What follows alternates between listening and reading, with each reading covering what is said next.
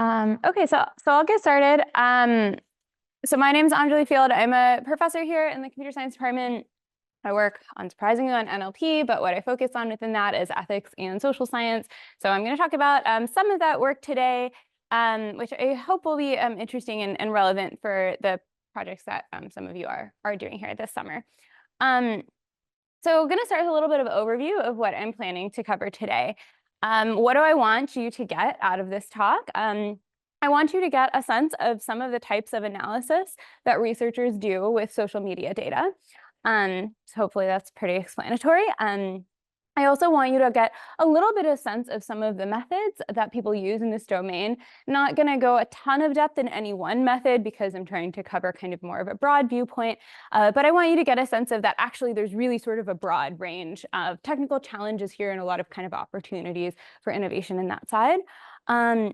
And then when we get to the end, I'll show you the overview in a minute, but I'm going to talk about some of the ethical challenges of doing research in this space. So this is a little bit general to doing research in NLP. We'll focus kind of on the social media side for today, but I think that this is something useful to have some practice in and thinking through some of the ethics of this work. So this is the overview of what I'm actually going to do. We're going to start by talking about some definitions, just what do I mean by text analysis. I'll go through kind of 3 examples, mostly giving examples based on applications, but sort of organized in a methods-driven way, and then we'll kind of wrap up by talking about ethics. Okay, so what do I mean by text analysis? Well, a lot of times, when we're working with these sort of more analysis or more kind of society and social media oriented settings, a real goal in these projects is to be able to learn something about society or social phenomena. This is a quote about kind of defining this space of computational social science. This is from a paper by Hannah Wallach, which I really like as a definition for this space, which is the study of social phenomena using digitized information and computational and statistical methods. So why am I spending some time on this? Well, when we think about a lot of the kind of more classic NLP problems and the way that we might think about these problems from more of a social science perspective or more of an analysis-driven perspective, you'll see some differences. So I'll do this by giving a couple of examples. First, kind of as an example, on the NLP side, a task that we might try to do is maybe we want to be able to do product recommendation, and we want to recommend relevant products to people on Amazon. On the social science side, we'd probably be less interested in actually making those recommendations, but what we might be interested in is examining to what extent recommendations affect shopping patterns versus other kinds of factors. As another example, an NLP task might be to predict which candidates are going to get hired for a job based on their resume. Where on the social science side, maybe we would analyze the impact of gender and race on the US hiring system. And then as a third example, on the NLP side, maybe we want to predict how many senators will vote for a proposed bill. And on the social science side, we'd be more interested in understanding when and why senators might deviate from their party ideologies. So if we look at these examples, one of the kind of common themes here is on the social science side, we often care more about explanation. We're interested in understanding phenomena. And on the NLP side, we're trying to do prediction. I'm going to broaden this a little bit more and say, really, maybe we're trying to do task automation. I think it's a little too narrow to just call it prediction all the time, especially in this large language model era. But there's sort of different goals here, even if sometimes we're using the same methods. So how do we actually do this? What are the methods that we do for this kind of more explanation-driven work? And on the left here, what I have is a taxonomy from a paper that was written by 2 social scientists about 10 years ago. So some of it has aged better than others, but what I like about this work is that 1, it's actually from the social science perspective, and 2, they give a kind of nice taxonomy of some of the methods that people use in this space, and I think some of these, sort of translate.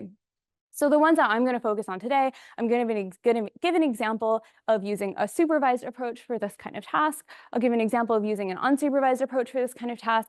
And then I'm going to talk a little bit about leveraging pre-trained representation. So this is sort of newer era in the world of embedding some language models. All right, so starting with this example of a supervised approach.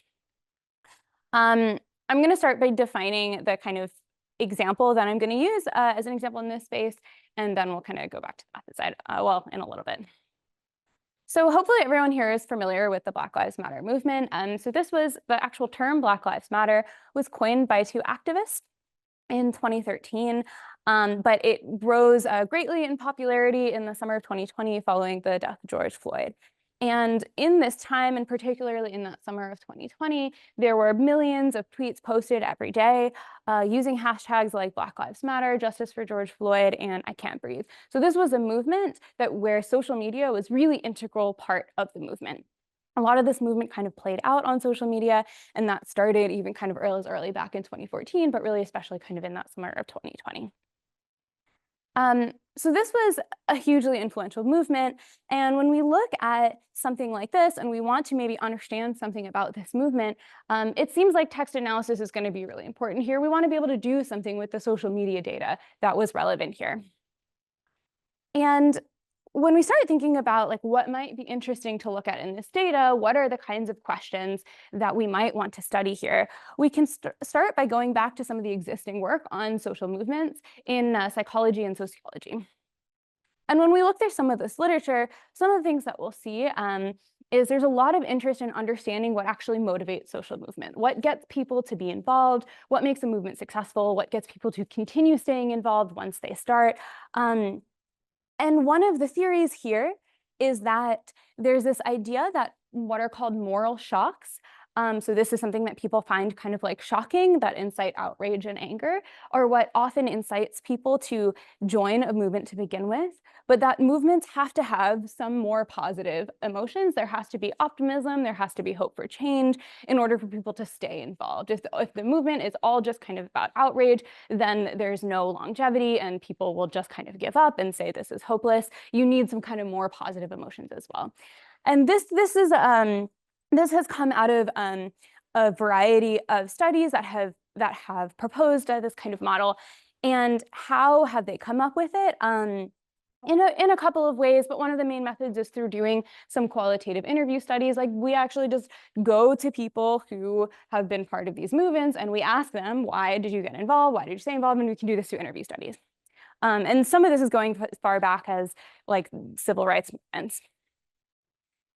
So this is useful. This gets really kind of in depth, a really deep approach to looking at these kinds of questions, but it's potentially a little bit limited in scope. You're limited by how many people you can talk to.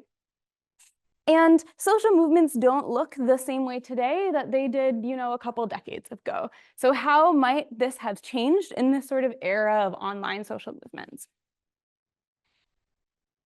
Well, we can study this, and how can we do this? We can go and collect data, and then we can analyze the emotions that are expressed in that data, and we can see if we find the same sort of patterns that people have seen in previous movements. Okay, so let's do that. So we start by pulling tweets about Black Lives Matter protests from this summer of 2020. This is the volume of tweets in the data set that I'm talking about. So you can see there's a huge kind of initial peak of tweets, and then it sort of slowly drifts downwards over the course of the summer. This covers about 6 weeks of data. You have one of the kind of challenges in this sort of work is we need to figure out what to actually include in the data set. So if we only collect tweets that have the hashtag Black Lives Matter, then we're missing a lot of data, right? There were many other hashtags that people posted, used to post about these movements, and so we have to kind of collect, figure out what are the right terms to collect. So that when we're starting on a research project in this space, one of the early questions is just, are you collecting the right data? So we pull a bunch of terms, pro-Black Lives Matter hashtags. We include terms that are more likely to be used by people who are opposed to the movement, and then terms that sort of generally refer to protests and police that weren't necessarily hashtags.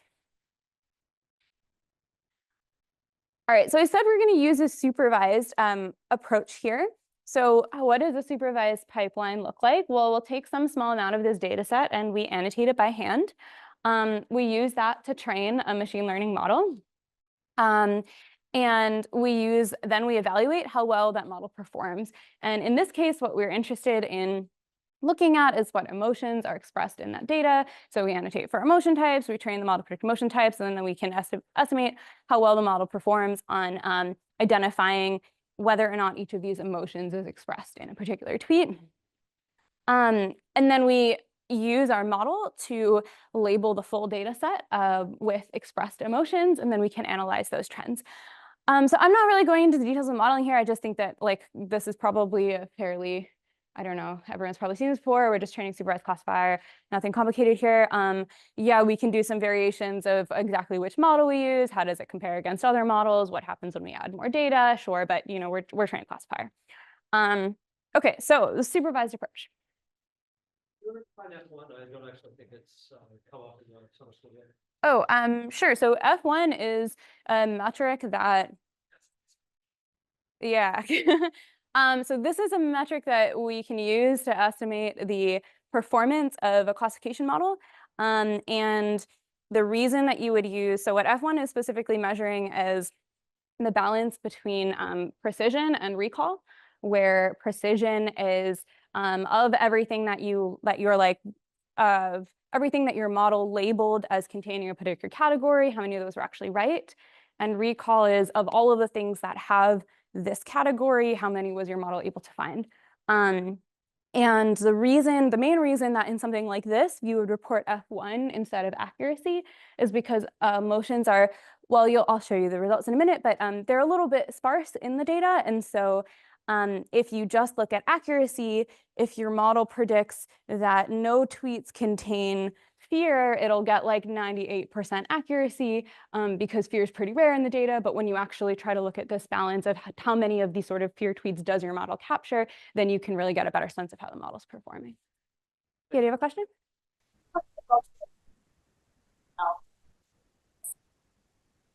Sorry, I couldn't hear you. Can you say it again? Specifically, so was it protest riots? Would that be kind of also apply to other general kinds of social, like how do you specifically know that that would be the interest of this? Yeah. Sorry? Can you repeat the question? Yeah, thanks. Yeah, so the question was, we're collecting tweets that contain like some terms here that look pretty generic, like cops and protests. And so how do we filter out data that might contain these words, but that's not actually about the Black Lives Matter movement? So in this work, we actually don't really do this. It is, so we did some checks over the data of pulling through with the terms that we collected. We just like look at the tweets and say like, is the vast majority of data with this terms about the movement that we care about. There were a couple of terms that we pulled data for that we ended up discarding because they weren't related enough.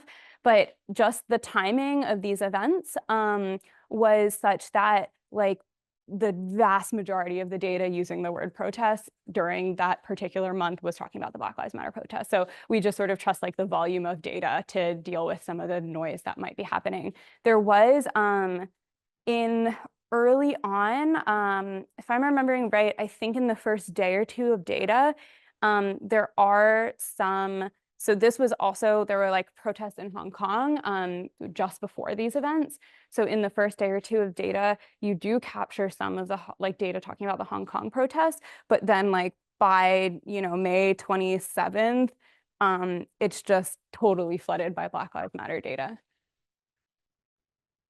Thought was there another question? It's like, there's this like genetic noise that you get, but the majority of it's so much stronger compared to the noise that you get.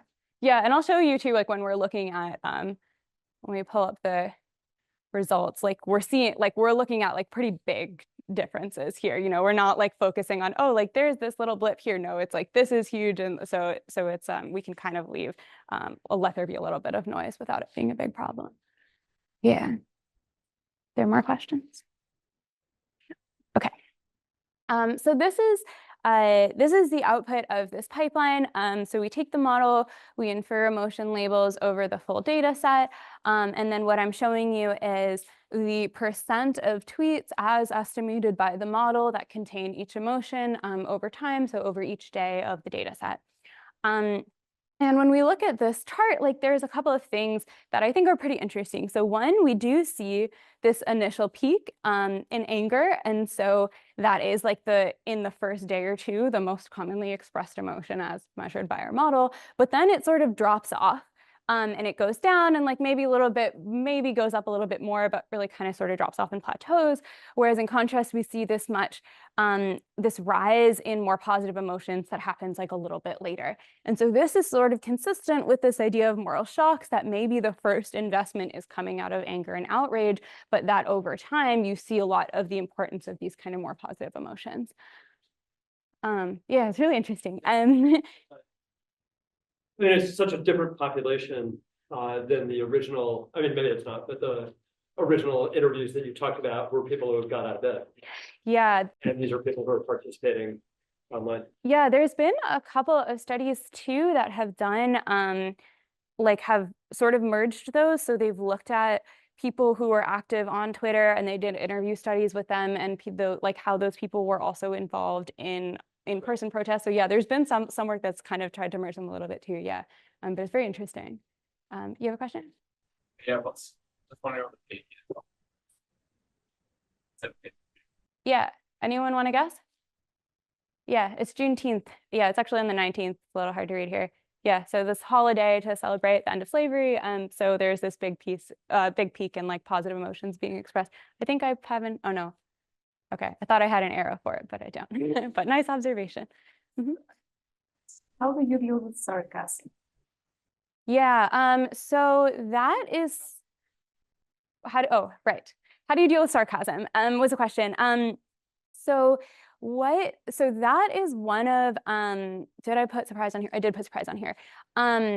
So there is some level of sarcasm in the data. Based on our annotations, it's not super high. The main factor where we think it comes into play is when we look at how much annotators agreed over these emotions. Agreement is pretty high for most of them, except it's really low for surprise. And we think that a lot of that is was getting driven by some people labeling sarcasm. So these are, I didn't go into a ton of depth on the emotion taxonomy here, but these are all sort of higher level categories of emotion. So anger is really meant to capture like also outrage and both like, I don't know, someone being mad, but also someone being frustrated. And so that's all kind of gets grouped into one category. So surprise really captures both like surprise, but also confusion and realization. And a lot of people marked, some annotators considered sarcasm as one of those emotions, and some didn't. Like, you know, if you're being sarcastic, you're expressing like some level of confusion or questioning. And so that's like one of the places where I think we see it in the data. So we didn't really do a ton of how to handle it here, but we also didn't draw any conclusions out of surprise because we didn't think that data was reliable. So like the expected address audience also with effects, because if you hashtag Black Lives Matter, I'm thinking to be addressing a more public, making a more public address versus you don't have and just put police or protest in your own post and expect people that's around you to be able to see. With that kind of differentiation of who the expected audience be of is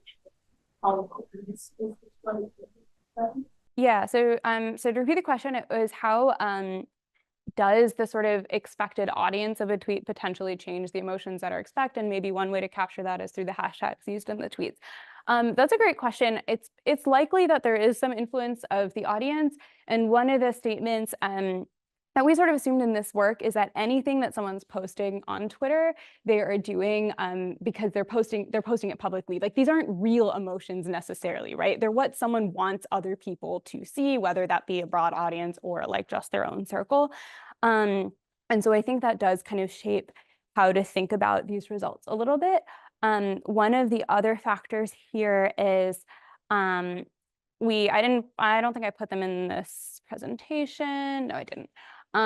We did some breakdowns by hashtags, like which emotions were expressed more in hashtags in tweets that used Black Lives Matter hashtags or anti-Black Lives Matter hashtags or generally police and protest. And you do see some difference in the emotions there. Some of that we think is probably getting driven more by kind of stance necessarily than who the audience is, more like the user stance. Yeah, but that's a great question. It's quite hard to do some of these ideal analyses because like you don't really know who someone's target audience is. Yeah. Okay. Mm-hmm. Maybe just one question. So have you done some analysis according to, let's say, the view of US people versus European people? Say? Not in this work. And I think we only looked at English data here. Yeah. That just personally would be interesting to be like. Yeah, so we did look at yeah, let me come back to that. Yeah, I'll say another sentence on that in a moment. Are there any other questions here? So there's one other thing that I wanted to point out about this slide, and I sort of already clicked through it already, so I kind of gave you the answer. But one of the things that I think is really interesting here is like there's really low levels of expressions of sadness and surprise, and also fear, though that fear is a little bit different too. But that seems like maybe a little bit surprising. Like you might sort of expect to see more sadness in a movement like this. And I think this is maybe one of the places where what we're capturing is that these are what people choose to advertise on Twitter. Like even the act of posting on Twitter at all is a sort of proactive action. And so if someone's kind of real response here is sadness, like they may not be on Twitter at all. So that's like a little bit speculating, but I think it goes to show some of the ways that we need to be careful and what kind of conclusions we can actually draw here. All right, so you asked about like differences geographically. We didn't really look at that across countries, but we did look at that within the US. And specifically, so some of the open question here is we can look at these things on Twitter, but this movement wasn't just online, there were also in-person protests. And so what were the kind of relationships between the online and the offline protests? So this is a chart that's showing, this line here is the tweet count, but the other line, the blue line, is the count of protests over time. And what you can see is that it's sort of similar to the tweet data, like there's initial kind of peak. The sort of real peak is actually after the peak on Twitter, which is itself kind of interesting. And then it goes down over time with like a couple more peaks. So the data is like not super smooth, you get these sort of peaks. So what do you think is happening here? Like what are these peaks? This is number of protests in the US.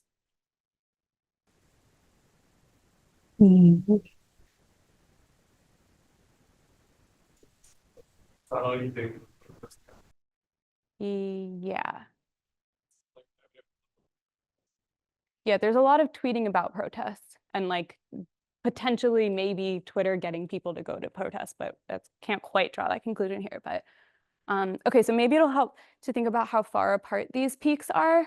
So the first one is like June 5th, and then we have like June 12th, and then about June 19th.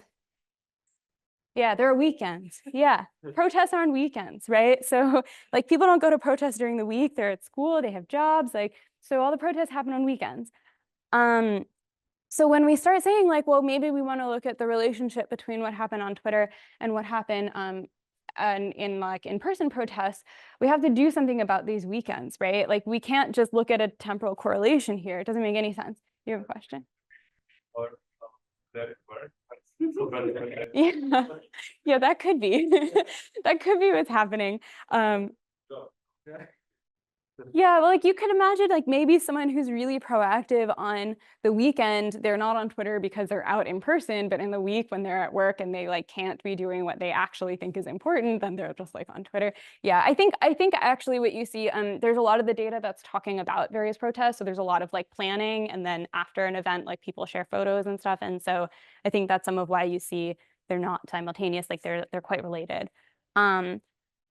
Yeah, so it doesn't really make sense to look at like temporal trends in this data. So if we had like a year's worth of data, maybe We could probably try to do something like separate out weekends and look at weekends separately from weekdays and try to take into account this fact that like we're going to have this variable we have to account for. We can do some more like, I don't know, time series modeling, whatever. But really, like, we don't really have a long enough time frame of data to do that. If we try to only look at the weekends, we end up with like 4 data points. So it doesn't really make sense. But one of the things that we can do with this data is to look geographically. So do we see a higher volume of protests in US cities and states where there were more of, and in this case, what we focus on is positive emotions expressed on social media. And this is going to this idea that like positivity is really important for getting people involved. And so when we do this, we do see these kinds of correlations that in US states and cities that had higher volume of online data, that had more positivity expressed on social media, there were also more in-person protests. And on the other hand, there's the opposite correlation for anger in US cities and states where there was more kind of anger expressed online, there was lower volume of in-person protests. So star here means statistically significant? Yeah. And you highlighted the ones in red that you were most interested in. Yes, I think so. Yes. So you say like people are motivated to join the protests, without like motivated not by anger. So like I would hesitate to draw a kind of causal conclusion here. Like we can say that they're correlated, and we can say that in cities and states where there was more protests, there was also more online positivity. One of the things that we're not getting at all from this data is which direction is that? Like, was there more positivity online and that encouraged people to protest in person? Or is it the act of protesting creates a lot of solidarity and leads to more positivity online? It could be either of those. Are lived overall in urban areas than like across states? Do you have like a hypothesis for why that is? Yeah, the city data is very messy. So like the way that we do this is we go through users on Twitter and we try to associate them with US cities or states. And we do this if they've specified in their profile a city or state. So that's also kind of another caveat here. Like we can't conclude this person was actually in this state when they posted it. It's that they have some association with the state. Anyone who put a city, like sort of by definition, also put a state. So that means more people put states. So we were able to identify like state level data for more users than for the city level data.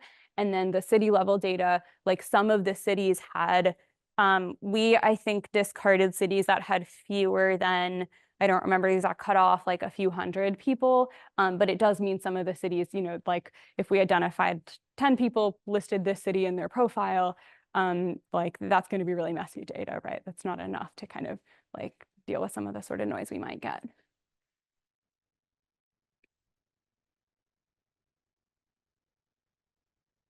Okay, so what are some of the takeaways from this work? Well, we can draw from the kind of broad idea is that we can draw from existing social science theory to understand what to look for and how to measure it. So we started talking about the concept of moral shocks, this idea of emotions, because this was based on the relevant social science literature.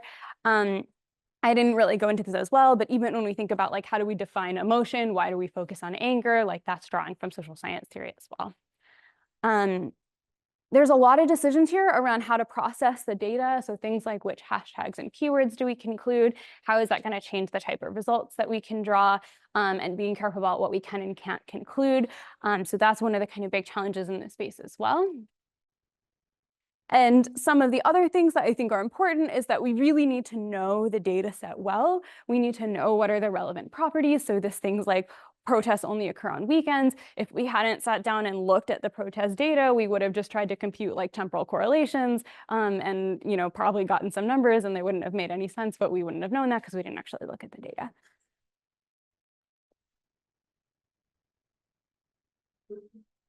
Did the classifier, do the sentiment classifiers look at keywords when you mentioned keywords? Or were you talking about for data collection? I was talking about data collection. We were using like the main model. This was like a Roberta-based model. We also ran some more keyword-based models just like for comparison. LWIC, which I guess. Yeah. some of that, Did much worse. yeah. It's done some- Yeah, some of that is thinking about the audience of this kind of work that like psychologists know LIWC, and so they use it all the time, and so that's a baseline they want to see. Yeah, like NLP conference, you don't need that. Right, and this is how people used to measure emotion in text, and it just works much better with modern neural nets. Yeah, but you'll still find it, like psychologists still use it. Yeah. So the moral shocks theory seems very interesting. I'm wondering if there are other theories out there that are worth knowing about, especially on this online setting. Yeah, there are on the online setting, I'd have to think harder. Just that work is newer. There certainly are other theories. I think on the emotion side, this is probably one of the most prominent ones. There are other kind of theories around emotions that we didn't really look at here. So there's also been, so I said like, and I pointed out that there's like low level of sadness. So there's some theory, like what we focus on here is what gets people involved in movements. But you can also look at what gets people like out of movements. And so that's like one of the ideas that if there's a lot of emphasis on like sadness, then that's like very discouraging. And so people will kind of stop participating, that it's seen as like a more passive emotion, or encouraging more passiveness. So that's like one of the kind of other ones. Some of that came out of some of the same work that's looked at these sort of moral shock ideas. And then there's some deeper analysis on like finer grained emotion. So I just talked about anger, but some people have looked separately at kind of like disgust as being a combination of anger and outrage. And so all of our data like disgust and anger are very correlated. And some of that makes sense based on the theories of like how these emotions manifest in social movements. Yeah, there's others, yeah. I'm sure a psychologist could tell you more. You have a question? So what do people prefer? Probably you have these statistics. Do they prefer using Twitter, for example, or any kind of written social media, or they prefer talking about these topics? Oh, that's interesting. I'm doing a bad job of repeating the question. So the question was, do people prefer like Twitter when talking about these kinds of topics, or do they prefer actually talking about them? I'm not sure actually. Yeah, I don't in this data, like we don't really have that in this data because we are just looking at Twitter. Some of the studies that have tried to do that have done like more interview based, they like the people that they've talked to usually see these things as working together. That's like, you know, you're planning an event and you want people to show up, so you advertise on social media. And so there's sometimes like a lot of intentionality. There's a lot of, one of the things that's really interesting, there's a lot of like kind of behind the scenes planning that people will do. Like someone posts something and they'll like coordinate, like, okay, we want to advertise this thing, so we all independently share this at the same time, and then like I'll reshare yours and whatever. And so I think there's sort of a lot of like, I don't know that people who are really active in this space necessarily have like preference one way or the other, rather than they like see them working together. Yeah, I'm sure it depends on the person too. Okay, we're probably going to skip around a little bit today, which is fine. But I'll go ahead and go into kind of the next segment here, which is, so what we were looking at here, we talked about a lot about in depth about the data and the analysis, but ultimately the underlying method here was the supervised classifier. I'm going to give an example now of a place where maybe we don't want to use a supervised classifier and we might prefer to kind of learn patterns more naturally from the data. And the example I'm going to give about this is looking at information posted on social media, particularly by media companies or like newspapers about the Russia-Ukraine war. Okay, so why might we want unsupervised approaches? So as I'm sure everyone knows, there's ongoing military conflict going on between Russia and Ukraine that started a couple of years ago. And alongside the actual warfare, there's been a lot of use of propaganda and attempts by both sides to control the narrative of the war, or more generally, manipulate information. And when we think about these events, This is again a case where we have online data as being something that's very important, that social media is something that people pay attention to, and also a place where we've seen these types of information manipulation strategies before. So information manipulation on social media isn't new to this event. This predates this and has something that has been going on for the last decade or so. So if we want to study information manipulation strategies around an event like this, again, we kind of start by collecting data. And here, potentially, we may want to collect data between before the war started and actually during the war. We also want to think carefully about which platforms are actually relevant to study here. So we collected data from Twitter, but we also collected data from VK, which is like basically the Russian version of Facebook, and it's a much more popular social media platform in Russia than things like Twitter. And we also care about collecting data from media outlets that are sort of actively state affiliated versus more independent. If we're looking at information manipulation, like this is sort of the dimension that we care about, like what outlets here might be kind of following the government narrative. So this was not collecting data based off of like random keywords the way the previous study was. This was looking, what are these various news outlets posting on these platforms and pulling posts made by these news outlets. What about the Russian Facebook? You save contact there, but it's then let's go Telegram. Okay, so this is like a Twitter.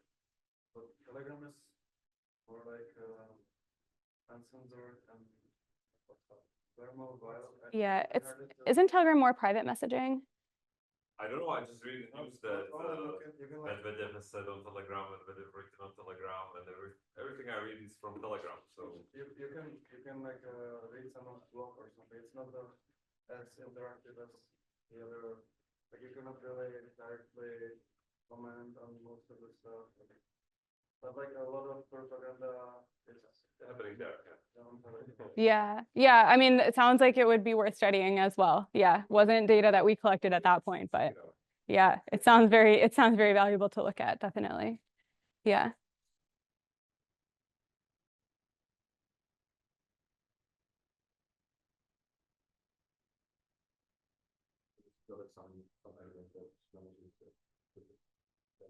I see. Yeah. It definitely sounds relevant to collect as well. At the time, so we did this collection about 2 years ago. And so these were the platforms that we took at the time. We focused more on kind of social media style, but certainly that's not the only data. Yeah. I mean, one of the things we didn't do here that would have been nice, like we pulled what these outlets posted on social media, but we didn't look at the article text themselves of like what were the articles that they were posting. So that's just sort of like a limitation that we didn't get to. Yeah. Okay, so we collect some data, and the sort of question here that we can start with is what might we want to study in this data? And for the previous project, we drew this from existing social theory. We could do that here as well. But if we just sort of think broadly, like what were we interested in? We're probably interested in what kind of information manipulation strategies different actors might be using in these events. We probably want to know if they're effective. Maybe we want to know how they change over time. I'm sure we could come up with a lot of different research questions that we want to ask here. But some of the challenges in this work is that this is like an emerging social media data set, or at least was at the time. We don't really know exactly what strategies might occur here. We don't know how they manifest. We don't really have a lot of information about what's going on at these events. We're also not starting with sort of like in-domain annotated data. We don't have some existing data set of like this has been labeled as manipulative and not, or whatever kind of categories we think might make sense to look at here. So a lot of our questions in this space, they're really open-ended and exploratory. We don't know exactly what we're looking for. What we actually want is just to be able to discover patterns directly from the data. We want to be able to just like look at this data and say, what is interesting here? Where are the patterns? Where do we see sort of various correlations? Okay, so there are some methods to be able to do this. And the most common method that people use for this kind of task is called topic modeling. And maybe some of you have seen it before. But what topic modeling is this way, it's sort of an approach to clustering, but it's an unsupervised way of identifying patterns in text. And this is an example of the what is the still at this point the most popular topic model, which is called LDA, latent data allocation. And under this model, what the assumption is that each document contains some mixture of topics. So any kind of document, or you could say social media post, is not just about one thing. It can be about multiple things. Some of them are kind of more prominent than others. And then each topic uses some mixture of vocabulary words. So if a document is about some topic, it's more likely to have some words in that document than other words. And our goal in making these assumptions is we assume that like this is kind of how we can represent the data as this mixture of topics and this mixture over our vocabulary. And what we want to do is, given some data set that we don't necessarily know very much about, we want to automatically recover those topic and vocabulary distributions from the data. So this is the actual kind of statistical model behind LDA. You make this, do you have a question? So the questions will be, are those treated just as individual words? Or do you have an opportunity to, like, as an information retrieval, yes, you can use this word as a unit and not utilize any other things? But is there an opportunity for this model to get relation between words or look at pairs of words, or is it just, are we assuming that each word is independent of others? Yeah, that's a great question. So the original LDA model uses a bag of words approach. So it assumes that each words are just kind of independent. You're not looking at pairs of words. Words that tend to co-occur together will probably end up in the same topic. And so, but that's not necessarily, that's words that co-occur in the same document, not like a phrase together. Some of the newer topic models, and I'm just basically going to show you like kind of the names of some of them. Some of them do incorporate more word ordering. And so they like do things like concatenate contextualized embeddings, where you're taking the whole document and you're making to embedding where word order actually does matter. But the original model is not doing that.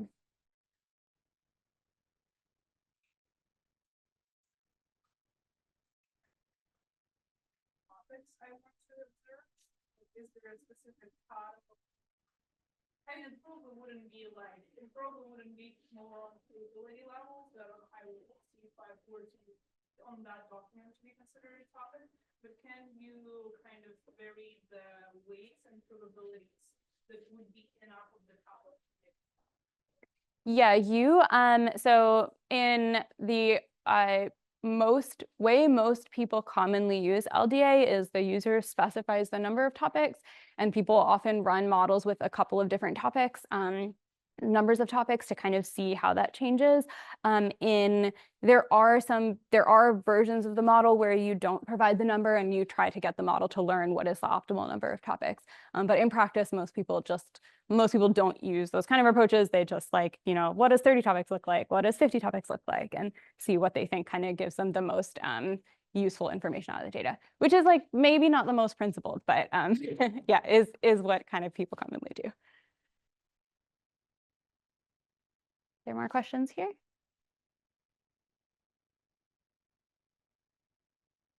Okay. So this is a kind of generative story behind LDA. This is a statistical model. So the way that this model works is we assume that this is the process that was used to create our data set. And this is totally fake, right? This is not how you write documents, but we assume hypothetically this is how we generated the data. And then based on this assumption, we can kind of estimate the parameters that we care about. What are the topics here, and what are the vocabulary distributions for each topic? So the process that we assume, just checking time, is for each topic, we're going to draw some distribution over a vocabulary. So each topic is some distribution over the vocabulary. That's how we define a topic. And then for each document, we draw some distribution over topics. For each word in the document, we draw a topic assignment for that word out of this distribution over topics. And then for that topic, sorry, I'm here now. So then for that topic, we draw the actual word token itself from the distribution over the vocabulary that corresponds to that topic. I just want to give you like that's probably a little bit confusing, but I want to just give you a little bit of an overview of like what's actually happening here, that this is a statistical model. We assume there's some kind of generative process we use to create the data set. And now that what the actual model does is estimate the parameters of that process. So there's two parameters that we actually really kind of care about here. So the first is the distribution over the vocabulary for each topic. So this is, again, how we're defining topics. We're just learning them from the data. And then the second is the distribution over topics for each document. So each document in our corpus, we want to be able to say which topic, what topics are prominent in this document. So this is the original model, this LDA that I just described. This came out in 2003. It's still very popular, like less popular on the NLP side, still popular on the social science side. Since then, there's been a ton of work building on this initial model. So there's a lot of variants that make changes to kind of like this generative story, trying to relax some of the assumptions that you have to make here that are sort of simple and not real. But in like more recent years, we're also seeing more of a shift towards doing topic modeling with neural models. So in 2017, this was one of the early models to do this. This was a paper that proposed, this prod LDA paper that proposed a way of effectively like very similar to the original LDA model, but doing this estimation using like a neural network to actually learn the parameters that you want to learn. Now, even more recently, we're getting into the era of pre-trained language models. And so there's been some work that has integrated those models with topic modeling. So taking this kind of original LDA model, but to your question earlier, now you concatenate embeddings from a pre-trained language model like BERT to your data. And so you're injecting some kind of information about word order. Now, still again, we have more variants of kind of embedding-based topic modeling. So BERT topic is probably one of the ones I most commonly see used now. And this is sort of, this actually changes the, this is a topic model that's about kind of discovering groups of themes among documents, but it doesn't really follow the standard LDA approach. Like these ones are really just kind of building on LDA. This one is actually a bit like a little bit of a divergent. They're doing like embedding clustering. So it's interesting, again, like integrating pre-trained language models. And then finally this year, so this paper, technically not quite out yet, will be out next week, but this is topic modeling using GPT. So here again, they're not really trying to follow the classic LDA paradigm, but they are trying to sort of automatically learn topics from the data and make groupings of documents and learn what's in the data. Yeah. So I'm going to show you some results from this model over the data set that we were talking about earlier. I haven't tried using this one. It seems cool.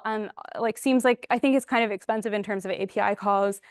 They try to propose some ways around that, but yeah, this seems kind of interesting. I think it's really nice to see these sort of approaches that are not just like, how do we do a better LDA, but how do we get to this goal of learning things from our data using sort of like newer methods. Okay. So let me skip over this one, and let me get to some of the results. So this is the output of a contextualized topic model over the data set that I described earlier. So this is social media posts made by state-affiliated or independent news outlets in Russia. And this is we set the number of topics here to be 30 topics. I'm not showing you all 30 because you can't read that much. And then the coloring here indicates like is the average proportion of this topic in each document in each of these two different corpora. So if this like independent bar is higher, that means the topic was more prevalent in the independent news outlets. So this is like kind of hard to read, right? Like it's pretty hard to get anything out of this chart. We can stare at it, like I will point out a couple of things, but so one of the ones that I think is kind of interesting here, there's like this sort of topic that is found that is kind of related to sports. It has these like games and team turns, and that's more common in the state affiliated posts. Do you have a question? Yeah, but there was the topic that Russian sports match should be banned from Olympics, so it's like not the inspection, but relevant to the board. Yeah. Yeah, so this is like talking about sports is a very classic like distraction strategy. That's like how do you the I don't know, like ancient example of this is like in ancient Rome, like the gladiator games were meant to like distract like the people from like caring about politics, right? So I wouldn't like quite necessarily. It's maybe what's happening here, yeah, like that there's some kind of evidence of when we talk about things like sports that keeps people's attention and like distracts from other kind of politics that we might not want them to pay attention to. One of the other ones that I think is interesting here, so there's two topics that seem like a little bit more kind of war and Ukraine related. And what's really weird is that under the topic model, they're more prevalent in the state affiliated outlets, which is not what we would expect. Like all of the kind of,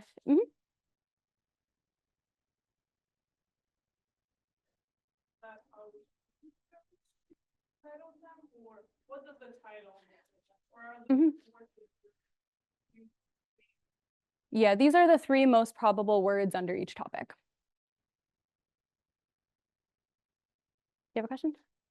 Clarify the data set that you were operating on. You said that you didn't include the actual text of articles written by all of the various media outlets. So is this just about tweets that the state affiliated or independent outlets posted? Yeah, so these are social media posts made by these outlets. I think this one is this one is the VK data. I don't think the Twitter data is on this chart.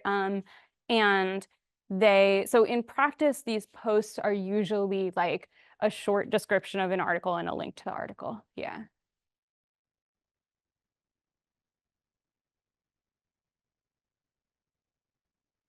Okay, so this is kind of weird, right? We don't expect to find more references to war and military in the state affiliated outlets. And this actually, like, we can tell that this is wrong because if we just count how often outlets use the word war, we find a much higher prevalence in the independent outlets. And you particularly, like, this is once the war started, you see this like big divergence between how frequently it's used. So if we actually go through and just count the words, like this is not what we find, right? So what's actually happening here, if we dig a little bit deeper into this topic, it seems like it's actually explicitly capturing the state-affiliated narrative of the war. It's using the words that like the Russian government used to talk about the war rather than just like more general terms. So this is some of the dangers of topic modeling. Why is it useful? Well, it's this exploratory text analysis method that lets us. Comes up the word war and it shows up more often than the independent media. And then it's the explanation I get you. Sure. So if we count how often, okay, so yeah, at this time, the state affiliated narrative was that this is not a war, this is a military operation. Whereas independent outlets would use the word war or word invasion. And so if you count in this chart, like how often do they say any of these terms? You know, even taking aside like one uses war, one uses military operation, how often do they use either of those words? You see it's way more common in the independent outlets. But when you look at yeah, so what these topics are potentially capturing is, for example, like how often maybe the word military operation is really probable under this topic, and the word war is not very probable under this topic. So the topic is actually, it's not capturing just generally how much are they talking about the war, it's how much are they using these words that are the state-affiliated narrative. Yeah, yeah. So this is I maybe should have put this earlier. Like this is one of the cons of trying to use topic models is it's really difficult to control exactly what they're capturing. Like what we want them to capture is some sort of broad narrative of, you know, of this particular event, but they're actually just going to pick up on sort of specific keywords. And so they might end up capturing something different than we actually really wanted them to. You have a question?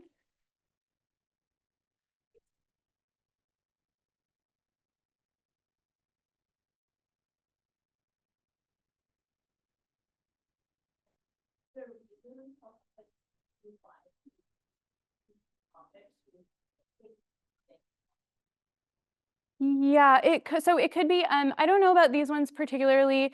So the question was like, these two topics look really similar. They both have like information in Russian. So why would that be? It's possible that if you look at more than the top 3 words, there's a clear difference.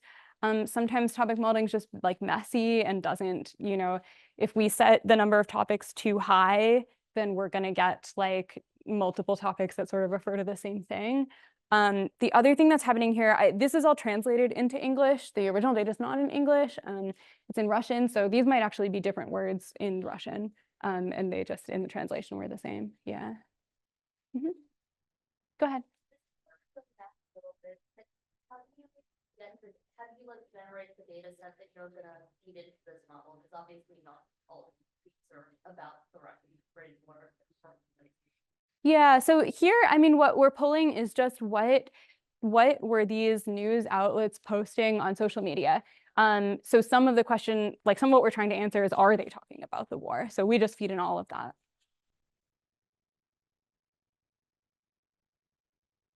I think it's natural, different media talk about different things, right? So how do you define what concept? Is it more based on not the text, but like what organization, you're organizing? Is there really something in the text that? Yeah, so that's a great question. So the question was, how do you define, like, how do you determine what's actually manipulative? And I think so, to what you said, like a lot of times you are working in a situation where you have some outside knowledge about like who the sort of actor might be and what their agenda might be. So here, like we're looking at Russian news. We know that the news is affiliated with the government. We assume that like the government has a lot of control over what these outlets post. And so that's like where we potentially, like we're using some kind of external knowledge about who the actor is. There's been some work that tries to look at more kind of narrower signals in text. So usually starting with data that's like you have some reason to believe there's some kind of manipulation, but they highlight like, highlight like keywords. And so they try to show things like there are some kind of word level differences you can find. Sometimes like more manipulative news tends to be more sensationalized, and so they use more like adjectives and that kind of thing. That line of work is pretty, like it's pretty tough to be confident in anything from there. Yeah, like typically you kind of have to assume that there's some actor that's trying to manipulate the news, and maybe you're trying to learn exactly what their strategies are, but you have to kind of start with some like grounding assumptions. Yeah. So there's a difference between talking about a topic and like whether or not there's a positive or negative connotation about that particular topic in the text itself. Did you do any work with sentiment analysis or along those lines regarding each of the topics and whether or not the state affiliated versus independent news outlets approach the same topic through different angles? Yeah, right. So I don't have that data in these. Oh, so the question was, there's a difference between talking about a topic and like whether you say kind of positive or negative things about it. So what about those level of differences? So in this line of work, typically this typically distinguish between topics and frames. And so topic is like what you are talking about, and a frame is how are you talking about that. I didn't put those results here. In the paper, there is some framing analysis of this data, not focusing as much on sentiment, but more like more looking at policy frames, like what aspects of the topic are each of these focusing on. So we did some of that. It is like there's some framing can be quite interesting because a lot of times it's actually very specific to a corpus that you can say you take like a positive stance or a negative stance. But here, like one of the things we might consider a frame is the difference of the word war or versus military operation. And that's something we might say like the topic is the ongoing conflict and the frame is like what specific words are they using. Yeah.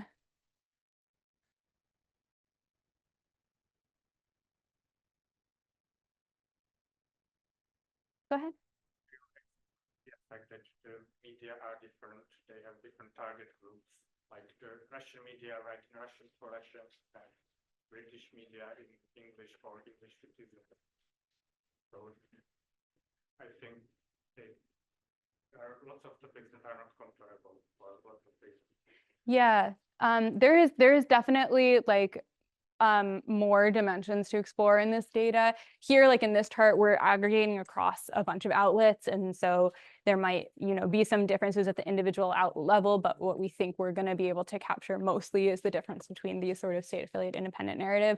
But yeah, I mean, it would be great to do a kind of finer grained analysis that's more sort of targeting exactly which outlets might be comparable.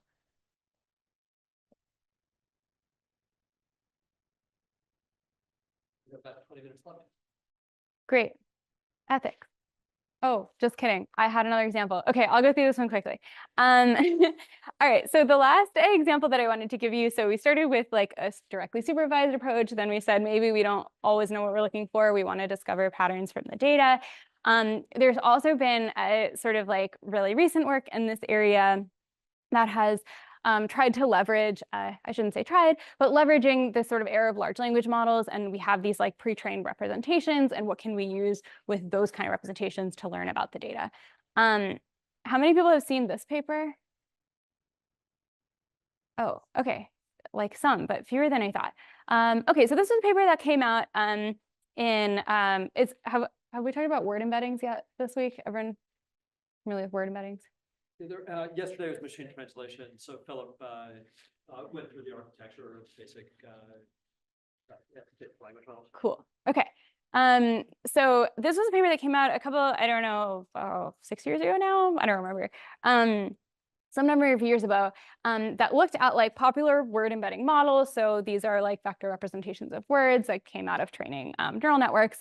And what this paper showed was that there are these social biases, and they particularly focused on gender bias in these embeddings.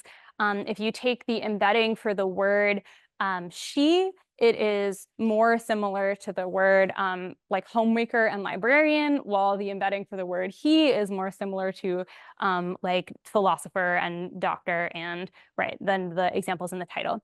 So this was like a pretty impactful paper because it showed that these neural models that we train over text data are collecting potential social biases, and these might sort of get perpetuated in places where these models could be used. So I like using this paper as an example of sort of the difference between more like NLP work and more social science work, because I think there's these like two really different reactions to this paper that was really interesting. So on the NLP side, there was like this like, oh no, my models are biased, right? Like we can't deploy models that have bias in them. This is bad. We have to fix them. We have to debias the models. And so this was like, I did a little Google Scholar search for NLP debiasing word embeddings, and this got like over 3,000 results. Like there's so many papers on trying to debias embeddings. On the other hand, on the social science side, like this is actually really useful, right? Like bias is really hard to measure. And if we can get that kind of information out of these sort of pre-trained representations, we can like learn about society. So there's like a lot of work on the social science side, like embedding based approaches to measuring bias is one of the sort of more common like text analysis methods now. And that's like kind of coming out of this work. Yeah, yeah, it's a nice example, right? Yeah. Okay, so I'm not actually, I have this example because I liked it, but I'm not actually going to talk about word embeddings right now. I'm going to jump ahead and talk about language models, and specifically talk about mass language models. So as a recap, well, hopefully a recap, and if not, that's okay. So mass language models are neural models that we've pre-trained with a word masking objective. So the way that we trained this model to encode some understanding about language is we gave it a sentence, we masked out a word from the input sentence, we just like literally replace it with the word mask, we feed that sentence to the model, and then what we do is we train the model to predict the word that we masked. So in this example, how are mask doing today? And we want the model to predict you. So these are models that we've trained in this way. They're used in a lot of applications, like they're pretty good at classification, and so it's still popular. Like the example, okay, so the emotion classifier model that we started with, the underlying base model for that classifier was a model like this. right? So common examples are like Berta, Roberta. Okay, so when we think about these like analysis-driven goals and how can we leverage these models and use them in creative ways, there was this nice paper that came out I guess 2 years ago now, that had this kind of key observation that the way that we train these mass models is actually allowing us to identify metaphorical language in text. So what I mean by that, so they specifically focused on dehumanizing language. Subsequent work has focused on humanizing language, and you can also kind of adapt this to other settings. But what I mean is you take a sentence like, the children scurried away. And if we mask out the word children and we ask the model to predict, what do you think is like a likely replacement for this masked out token here? Yeah, like mice or something, right? Like you might say like the mice scurried away. So we could call this a dehumanizing language, like we're using this verb scurry to apply to children, even though that's a verb that we normally use to apply to mice. And we can identify that automatically by masking out these terms, giving the masked sentence to the model and seeing how likely is the model to output mice in this sentence. And if it is likely to output a non-human word, then we can conclude this is probably the example of dehumanizing language. So this is a really cool application because it's not really like what anyone had in mind when they were building these mass language models, but it's directly leveraging exactly how these models were trained. So this example is like a little bit silly, right? Like children scurry away, that's just kind of cute. But we can see that there's cases where dehumanizing language can actually be pretty harmful, particularly when they're used as metaphors for certain groups of people. This paper focused on looking at ways that immigrants are described. And if I give you a sentence like the illegal immigrants scurried over the border, that sounds like way more harmful than the children scurried away, right? Okay, so this was this is showing some results from this paper. The top chart here is what they did this kind of analysis on was US political speeches. So these ones are particularly congressional speeches. They did some analysis of presidential speeches too. And if you look at the speeches in Congress, so first they just look at potential polarization in how these congressional speeches talk about immigration. You have a question? I think, because I can say, like, for example, people flock to the sea, usually birds flock somewhere. Is that the Yeah, so there is some level of like crafting that goes into here.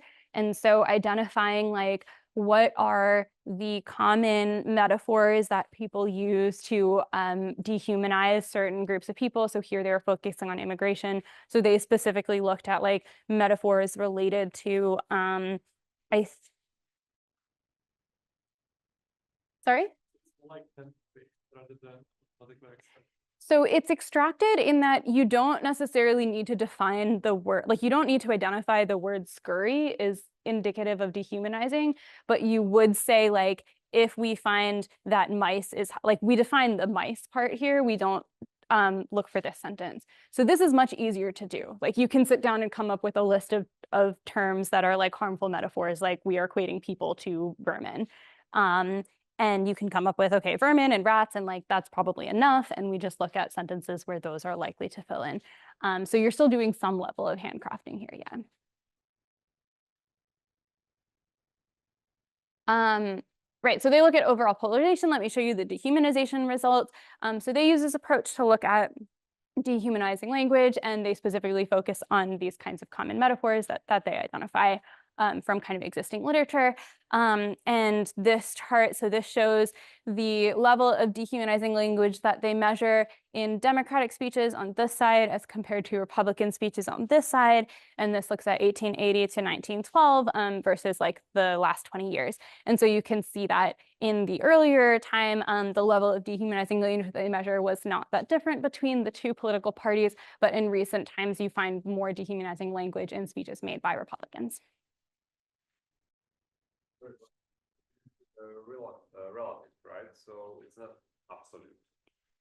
Yeah, these are relative. They can even in time go like down on both sides, but they just spread.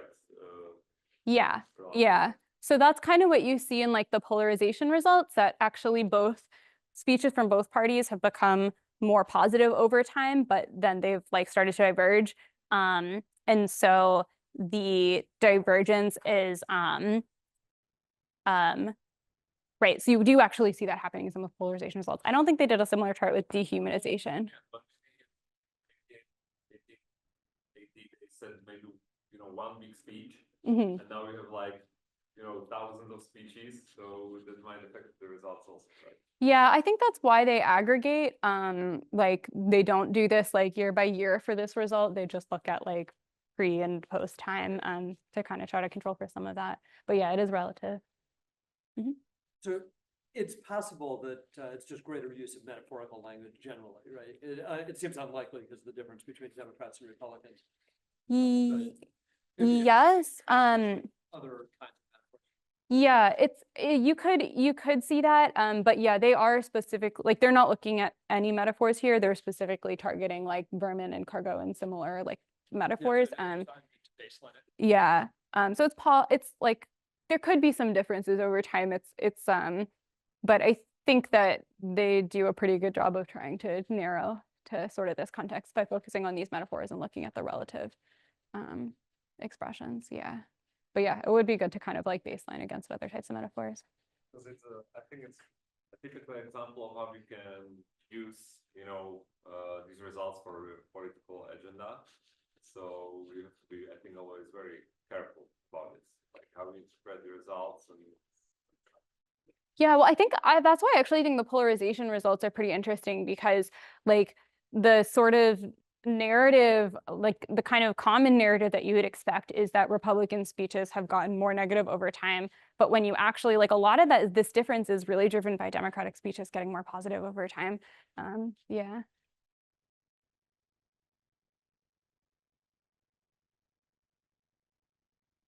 Okay, we don't have a lot of time to talk about ethics, but I'll do a little bit, and that's okay. All right, so why do I want to spend a few minutes talking about ethics today? Well, when we look at these kind of classic NLP or maybe more generally AI pipelines, we typically have a number of stages in this pipeline. Usually we do some level of collecting data, we need some kind of labels over that data, we build some kind of a model, we get outputs from that model, and then we use those outputs for some other task.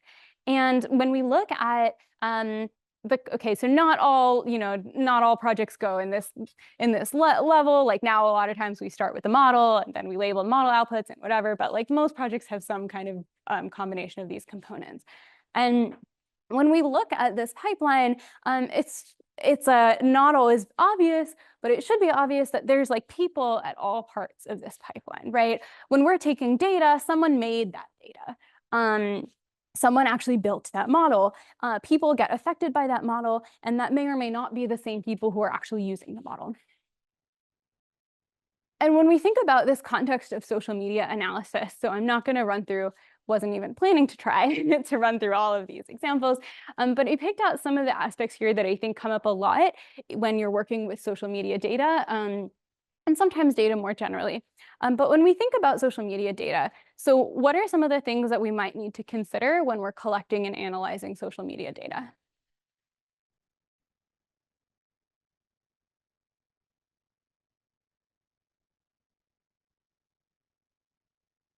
Mm-hmm.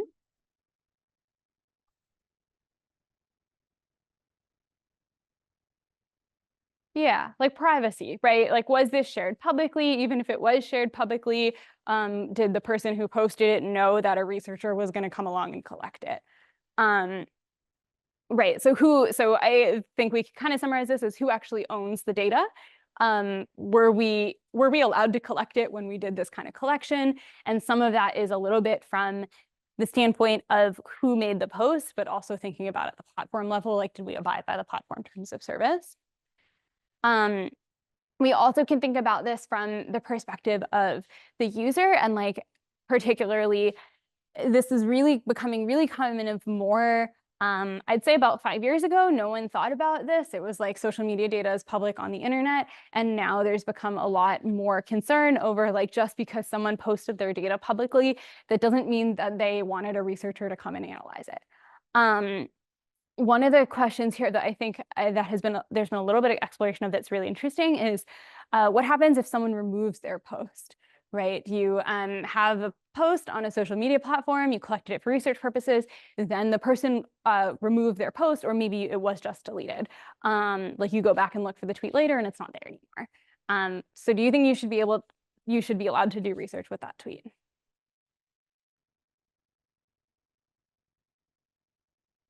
What's the no argument? Like, why should you not keep a tweet in your data set if it was deleted? Yeah.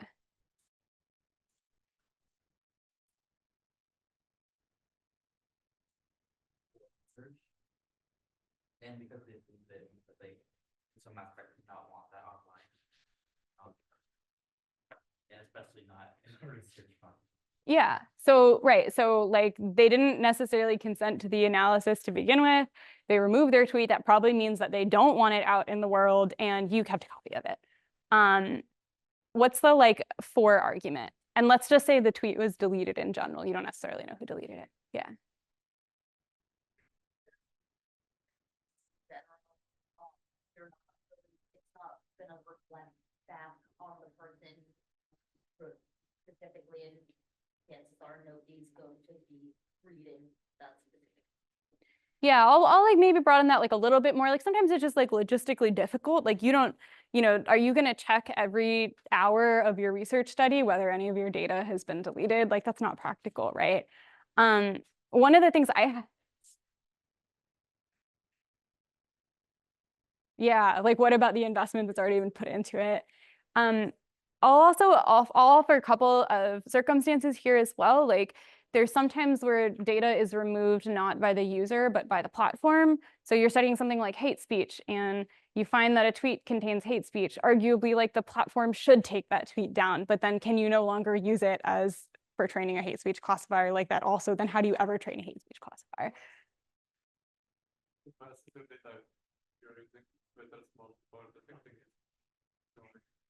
Yeah, like it depends why it was removed. Like that's part of it too. Yeah. Okay, and then one of the other things that I put here was we also want to think about where we kind of might be introducing biases in the data that we choose. So we talked about this a little bit already in deciding like which platform and which data to collect. But if we only collect data from one platform, like can we conclude anything about society rather than just like people who use that platform? One of the other things that you think gets really challenging in the social media space, and especially on this theme of like democratic discourse, when we think about building models here, if we have a perfectly performing model, there's like a couple of hypotheticals. So you can say that like we might run into ethical issues because like the model is biased, it doesn't perform well, it doesn't, it's encoding some stereotypes. But maybe we actually have a model that's like totally perfect. There's no bias in the model. But that doesn't necessarily mean that we don't have to worry about any ethical issues. So one of the questions that we might want to ask when we're building models in this space is how could they be misused? So if you think about some examples like a model for detecting propaganda or a model for detecting hate speech, how do you think a model like that could be misused? Yeah. To flag certain speech as propaganda, someone who wants to create propaganda can like tailor their propaganda to evade the model.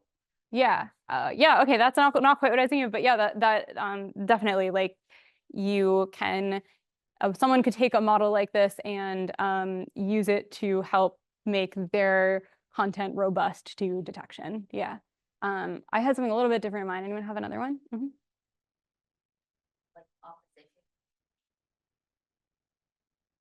Yeah, like you could use it maybe to target political opponents, and maybe that's not in a way that like you as a researcher wanted someone to use that model. In the NLP world, so one of the ones I was thinking of here, it's very easy to go from detection to generation. Like you build a model to detect propaganda, it's very easy to kind of adapt that to train a model to generate propaganda, or similarly hate speech. Right, then you run it similarly like censorship, another example of some of these kinds of challenges. And some of the questions that we might want to think about too in these terms of misuse is like who could be affected by this work. So let's say you train a model to detect if a post on social media is likely to be censored by a government that censors social media. Who might get affected by that work?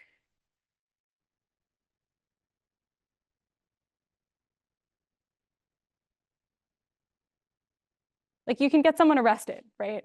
Like these are things that are technically breaking the law in certain countries, and you know, that's maybe something that you want to think about in working on these kinds of projects. Like how might this get misused? Like more you dig into these types of data, the more you can affect like the discourse, because if you would say like hate speech detection, you would like start to label words that are not hate speech before hate speech, like the one before the got the word with the children. I don't think it's a hate speech word in general, but if you would like start labeling it as like a dehumanizing, and you can like kind of move that people would have to like very much more carefully select what they're saying and posting. And I don't know where this is leading. Like then you couldn't say anything anymore. You would have to stop posting because you're afraid that someone would play with you as dehumanizing at one point. Yeah, I mean, so one of the upside I think with that is maybe with a post like the children scurried, and you might not really think that that's offensive, but if I like tell you over and over again that that's dehumanizing language, then you're gonna start like thinking that it is. So maybe you're actually kind of like creating, you know, I don't know, things that might otherwise like not have been problematic. Yeah, I mean, in general, I think the long-term impact of some of these types of projects can be very difficult to assess. And yeah, it's a challenge. Practical perspective, if you as a researcher want to create a propaganda detection model, and the way that the model could be misused is it could then be turned into a generation model, is that then, and well, to me, it seems like that goes counter to like a different set of movements, which is open, like access, open source models, open source sort of software and research things. Yeah. Is working on more like hairy topics like this reason arguments against open sourcing models and other similar research. Yeah, that's I have that on a slide. Yeah. Let me jump ahead to that. So I guess I'll like go through this fast because we're already over time. But what are some of the things that we can do? Well, one of the things you might have noticed in this talk, I didn't show you any actual examples from the data. Why? Because like, you know, I didn't ask people if I could put their tweets in my presentation. You know, or at least if you're going to share examples, make sure they're anonymized. This was a paper that took a different approach that I think is kind of interesting. They put examples, but instead of the example, they just put the link to the tweet. So it was like, if the person deletes their tweet, it's going to get removed from the PDF as well. The downside of that is they included usernames. So, you know, like different trade-offs here. There has been some work that actually, you know, if we want to do things like work with people who deleted their data, can we ask them if we can do that? And some studies have done this. Like this was a paper that was looking at when people like post misinformation and then correct it, like they take it down, and they did interviews and they reached out to people and they said like, can we put examples of the post that you deleted in our paper? And the people said it was okay, and that was like how they did it. So it's not always practical to do that, but sometimes it is possible to just ask people if you can use their data. The last one that I have, so maybe you might choose not to do certain projects if you think that the risks are too high. And you also might choose not to release particular models or data sets. And this does come at a trade-off. Like typically in the NLP and research community, we value open data, we value reproducibility, but it depends on the project, like whether or not reproducibility is actually important for the goals of the project. You know, I would argue this analysis we did of tweets about Black Lives Matter, like, yeah, maybe it would be better if we shared that data and someone else was able to replicate our analysis, but like probably the goal of that paper, like it's not so important that someone was able to get the exact same F1 score that we did with the classifier. Okay, let me just stop there because we're over time. Here's my like little recap slide. I'll just leave it up and we can, I don't know, do we have like a break now, right? Yeah, we got guess, 15 minutes right now. Food back here, and can you stick around and for the one time? Fantastic. Thanks so much, Anjali. Yeah, thanks for having me. And This was you fun. too, Randall. Yeah. So while Andy's setting up, like Anjali, he'll be around all summer. He's on the AI curated democratic discourse team, and he is the chair of the sociology department here at Johns Hopkins, and has written a book on the topic. More than one actually on the topic he'll be talking about today. And he is unfortunately stuck in North Carolina this week, which is why he's coming to us by Zoom. Yes, and thanks for the opportunity. Can you all hear me okay at this point?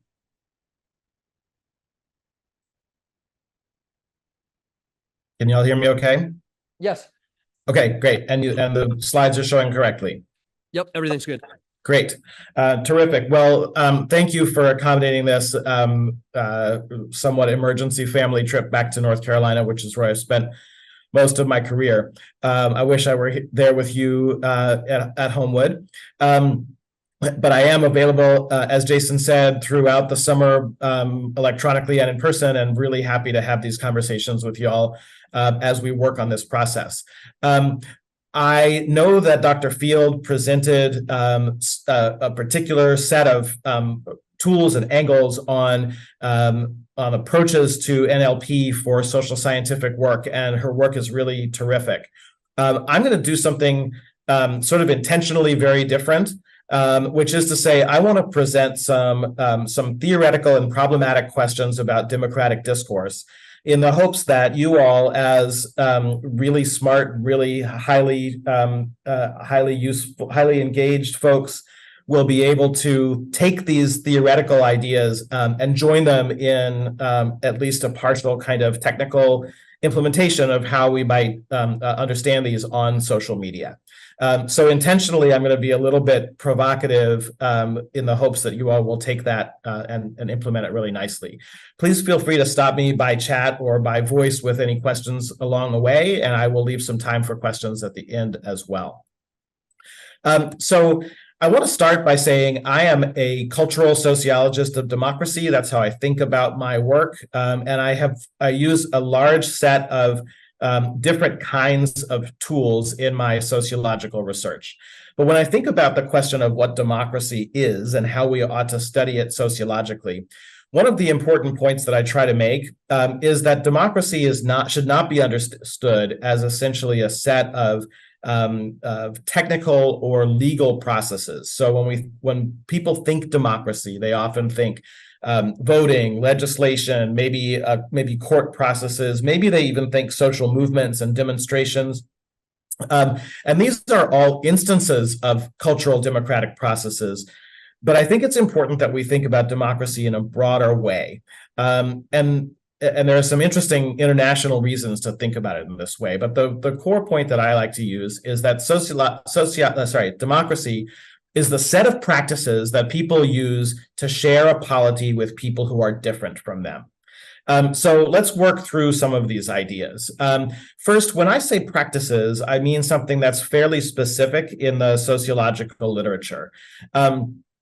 Practices are patterned and or institutionalized shared ways of behaving in societies. So when we say a practice, we can think about certainly voting as a practice. We can also think about the use of, say, Twitter or Threads or Facebook as a practice. We can think about the question of whether one has conversations about religion and politics at the family table as a practice or not. These are shared ways of behaving. And so if you think about like a null hypothesis in which human beings behaved entirely randomly, practices can be identified by thinking about the lumpiness of that social space, by looking for the places where ways of behaving are patterned or lumpy. That is, they're more common in certain ways than in other ways. And in some cases, practices really are institutionalized. So again, I mentioned voting as that's a highly institutionalized practice. courtroom procedures are highly institutionalized practices, but there are all sorts of other practices that are much less institutionalized and tend to be the products of culture as opposed to the products of formal institutions. So because I think that practices are the key to understanding how culture and society works in general, what I'm arguing about democracy being a social phenomenon, I want us to think about practices in particular as the ways, as the things that we're looking for when we're looking for democracy in society. The next thing I want to call attention to in the definition is the idea of a polity. And a polity is essentially an organized political group, or you can think of it as the political facets of a society. So a polity is the combined group that is represented in democracy, that is organized as a political entity. This is the thing that we use democracy to share. Right, so we can think about it as the political portions of our social society. And then finally, I want to point out what I think is the most important piece of this is that we use these practices to share a polity with people who are different from us. Indeed, sharing a polity with people who were the same as us would be trivial as a problem. Right? If everyone's the same, everyone has the same preferences and principles, same values, there's no problem. There's no need for democracy. So democracy is the tools and practices that we use to share polities with people who are different from us. And we can think about these differences certainly in the sort of standard demographics, right? That differences in race or class, or gender, sexual identity, ethnicity, and so on are important pieces of those differences. But it's really important to recognize that there are other important differences too. Perhaps more important than the demographic differences are questions of differences in values, that is what people think is right and wrong, and differences in experience, that is what people think is possible, where people have been, what people have learned from the diverse backgrounds that they bring to the practices within a polity. And then we have to throw in here, because as scientists of any sort, we have to throw in the fact that there's always idiosyncratic difference, right? There's always the fact that people are simply different from each other, not because of values, not necessarily, not because of experiences or standard demographics, but in some way there's an error term in any understanding of a social phenomenon. And so there's always going to be idiosyncratic difference as well. All right, so if we use this definition as the way to think about democracy sociologically, and then, of course, you can imagine that my argument is the stuff that the political scientists tend to think about, parties, groups, and movements, elections, voting, et cetera. I think each of these is a democratic practice. It's not that I'm arguing that these are not important. It's just that they don't exhaust the actual processes or practices of democracy. And what I want to argue here for our purposes this summer is that engagement on social media is one of those core practices that makes a polity more or less democratic. So it's common for us to think about democratic dysfunction in lots of different ways. Common diagnoses for the dysfunction of our democratic culture are polarization, of course, across big political difference, what we call epistemic closure, which is the idea that following political identity, people select very specifically for forms of information and news. And so they close off the possibility that they will be exposed to disconfirming or disagreeing evidence or ideas. The straightforward question of incivility in civic and political life. And then I think related but different to all of these is the question of misinformation and disinformation. It's common, I think, for people to say, well, look, if people are making political decisions based on bad or incorrect information, those decisions are likely to be bad. And so we need to tackle misinformation and disinformation. And again, while I think each of these is really important, I think we need to try to understand better what's cause and what's moderator and what's effect. Because I suspect actually in particular that the misinformation and disinformation problem is a product of epistemic closure. That is, it's an effect. It's not primarily a cause of polarization, incivility, and other forms of dysfunction. Okay, so if we think about political voice as sort of a goal, right, an opportunity that we think a more democratic society is one in which more people have better opportunities for political voice. What should these things look like? What should political voice be designed to provide? And yes, I think most people would argue that civil discourse is better than uncivil discourse. That is, being kind and polite to one another, listening to others, right? Those are good democratic skills. They're things that we should teach in schools and universities. And they're certainly things that we should try to promote on social media. And one of the questions that I have for you all more technical folks is, are there things that we could do to help nudge people toward more civil discourse on social media? But that said, I think civility needs to be, I don't know, we can call it balanced or cut with another at least equally important value, which is the value of frankness in political voice. That if you can't say what you need to say, you can't say what you believe without being uncivil, then you should go ahead and be uncivil. That is, that frankness, the ability to actually get across an important, even if controversial message, something you truly believe and think is worth bringing up in an environment. If you can do it in a way that is truly frank and also civil, please do that.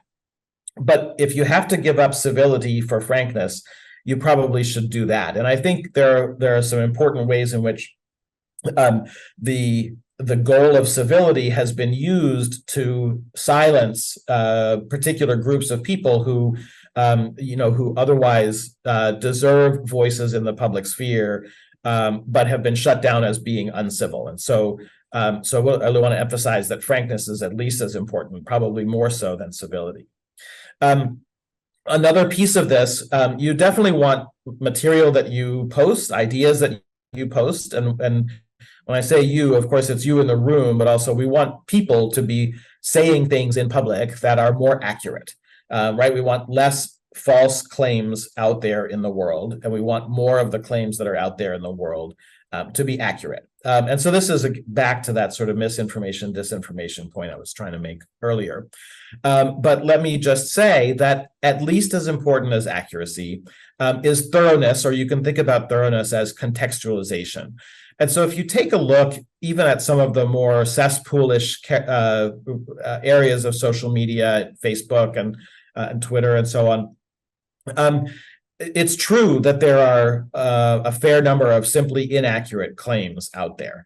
But there are far more accurate claims that are misleading, not because of the claim itself being inaccurate, but because of the context or the argument that it is used to support. That argument is disingenuous because an accurate claim is used to imply a poor or incorrect or otherwise misleading argument. And so when we think about things that we want good political voice to be, we certainly do want it to be civil, but we also, at least as importantly, want it to be frank. We want it to be accurate, absolutely, but we also want that accuracy to be placed within an argument and within a context that allows it to be a more thorough and more easily interpretable kind of claim and argument.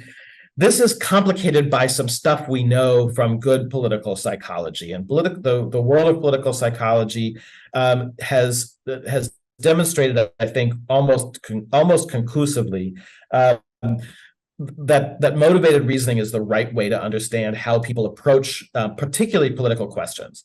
That is, the basic insight of the motivated reasoning literature is that people learn and make decisions for particular reasons. They're not what we might call Bayesian updaters, simply moving through the world and incorporating data in a neutral way. Rather, anytime people are learning something, anytime they're incorporating new information or new concept, anytime they're reinterpreting information or concepts they already had, and certainly anytime that they're making decisions, whether those decisions are big or small, they're doing that for some kind of reason. That's not to say that the reason why they're doing it is conscious. They may not know that they're making decisions and learning things for key reasons, but nonetheless, the evidence is really strong that people are doing so in a motivated way. So some of those reasons are really straightforward. They may do that because they like to match their friends, because it's more fun to agree with your friends than to disagree with them.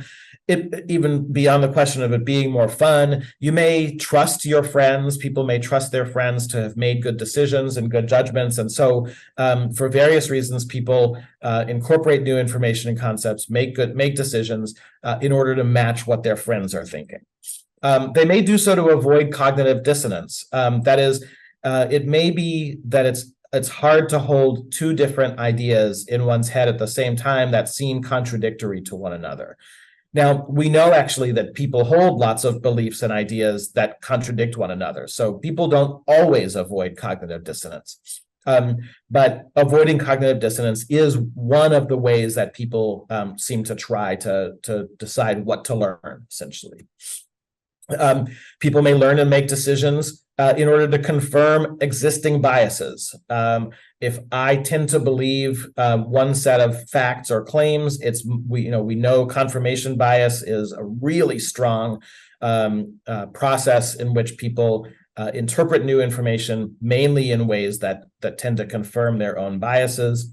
But, and this is an important but, and here I'm leaving behind, I think, the most canonical form of political psychology, and arguing actually that people can make decisions to redecide. And the sociologist Christian Smith, whom was my colleague here at North Carolina for a long time, presented an idea of what he called SODADs. SODADs are second-order desires about desires. So people don't just have desires, whether that's to match their friends, avoid cognitive dissonance, or confirm bias. People actually want to have some desires more than they want to have other desires. And so people can actually say, look, I would like to expand my mind. I would like to consider ideas that are different. I would like to be challenged. And it turns out that when we actually take people and tell them, we want to challenge you, we want to put you in a different psychological state and let you consider new and different ideas, people are actually pretty good about that. So one of the lessons in political psychology, I think, is that we shouldn't presume that people are across different contexts and across different situations, that people are simply more or less open-minded, but that different situations help people become more and less open-minded. And so if we, again, reaching back out to you all working on social media innovations, if we can think about ways to set up social media environments so they are better at putting people in psychological spaces where they want to expand their minds more than that they want to confirm bias, that actually could be a potentially useful direction for us.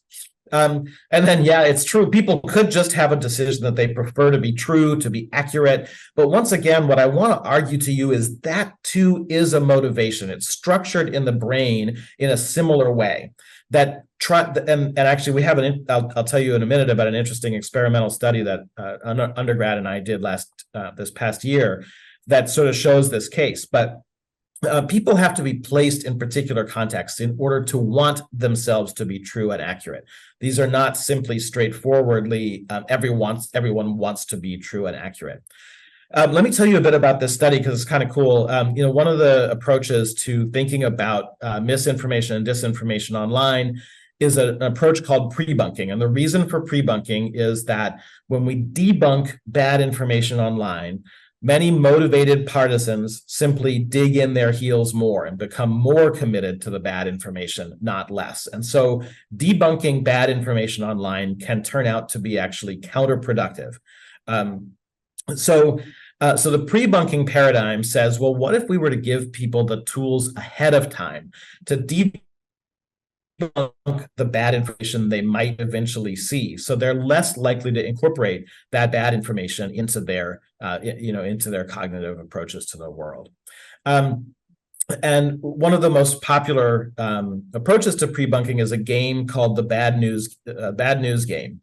And the bad news game essentially gives people a set of tools for creating misinformation and recognizing it.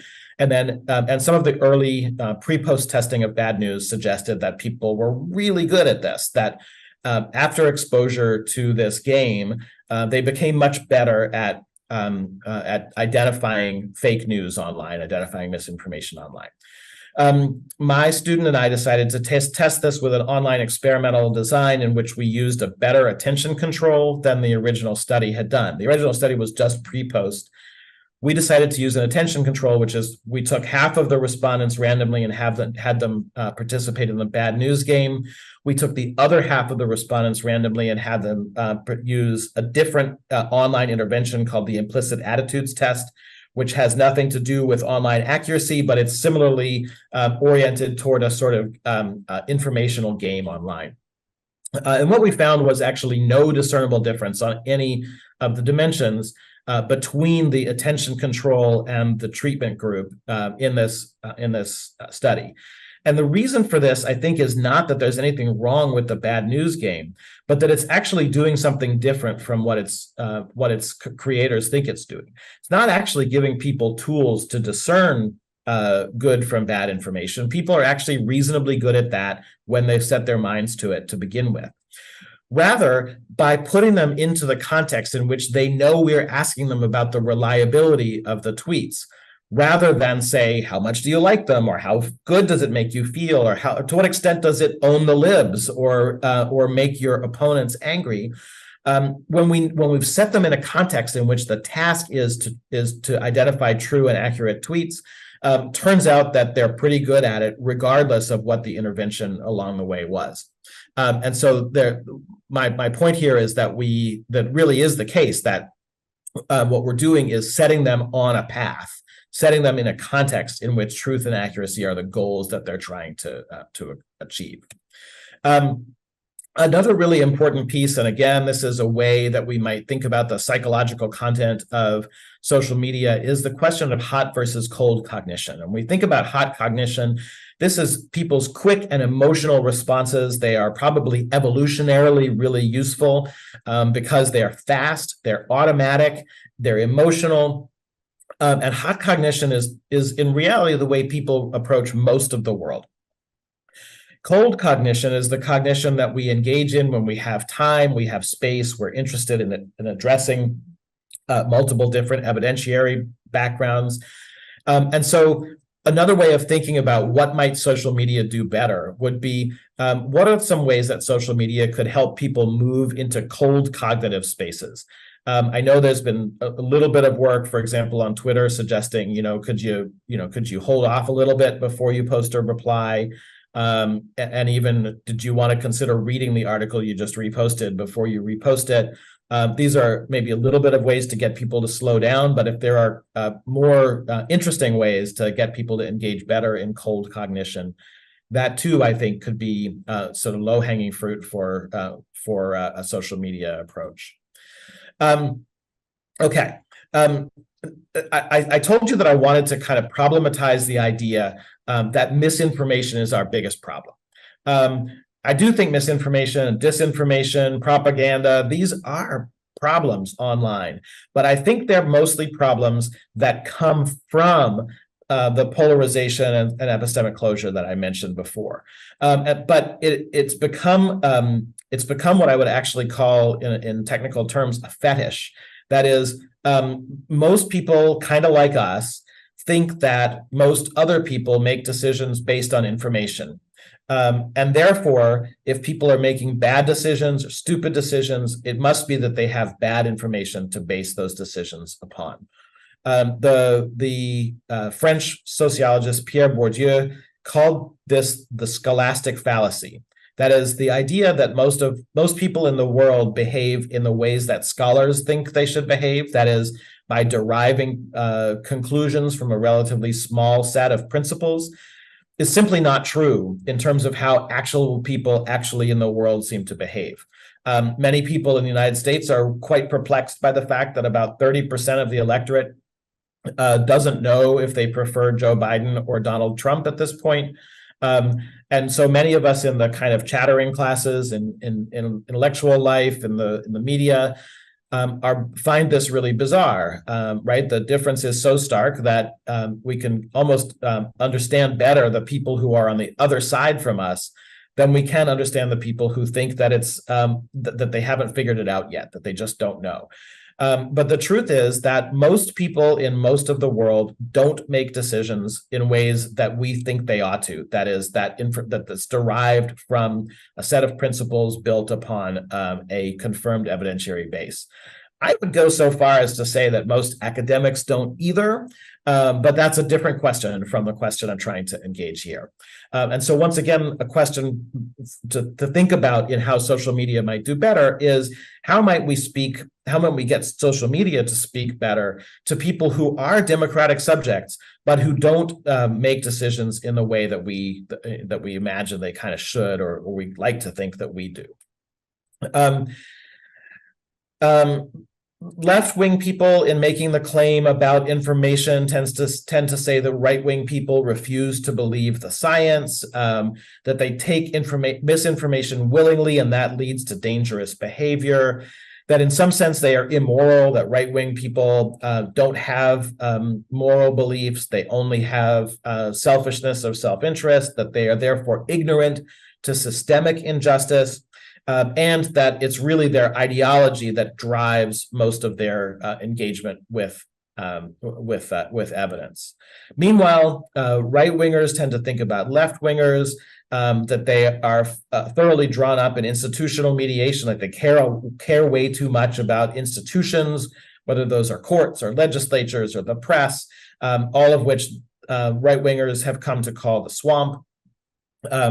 Right-wingers tend to think that left-wingers are way too engaged in identity politics. That is, they see authentic voice or truth as being about who the person is who's doing the speaking instead of some kind of absolute truth, and that they are that left-wingers are deeply inculcated in the deep state or the media, again, in these kinds of institutional mediators. In both cases, these two groups are seeking to build coalitions of symbols and ideas that are based not really on differences of information or even of claim, but rather on differences of emphasis and values. And so that's the part of the argument that I really want to push toward now. These are two photographs that actually my team took during the sort of 2010, 2011 range. And it's interesting, one of them is from a Tea Party rally in North Carolina, and the other is from Occupy Wall Street in New York City. So one is from a right-wing movement, one is from a left-wing movement.